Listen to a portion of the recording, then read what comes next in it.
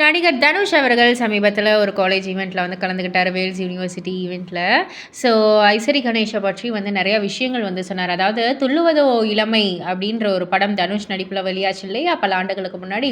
அதில் வந்து ஒரு போலீஸ் கதாபாத்திரம் வந்து என்னை வந்து அடிக்கணும். அந்த போலீஸ் கதாபாத்திரம் பண்ணது ஐஸ்வரி கணேஷ் அவர்கள் தான். ஒரு 2-3 டேக் வந்து எடுத்துக்கிச்சு. ஏன்னா இவர் வந்து என்னை சரியாக அடிக்கலைன்னு. டேரக்டர் வந்து உடனே நல்லா அடிங்க அப்படின்னு வந்து சொன்னோடனே ஒரு பூட்ஸ் காலை வச்சுட்டு ஒரு மிதிச்சாரு பாருங்க. இப்போ வரைக்கும் மறக்க முடியாது. செம்மையாக நடிச்சிருக்காரு அப்படின்ற மாதிரி கொஞ்சம் அப்படியே இதுவாகவே சொன்னாங்க, ஃபன்னாகவே வந்து சொல்லியிருந்தாங்க.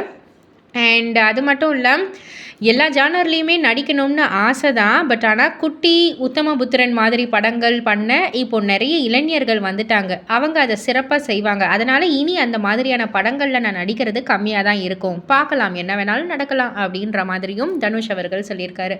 ஸோ இதெல்லாம் பற்றி நீங்கள் என்ன நினைக்கிறீங்க? உங்களுடைய கருத்து என்ன அப்படின்றத கீழே உள்ள கமெண்ட் பாக்ஸில் குறிப்பிட்டு சொல்லுங்கள். மறக்காமல் சேனலை சப்ஸ்கிரைப் பண்ணி பக்கத்தில் உள்ள பெல் ஐக்கானை கிளிக் பண்ணிவிடுங்க.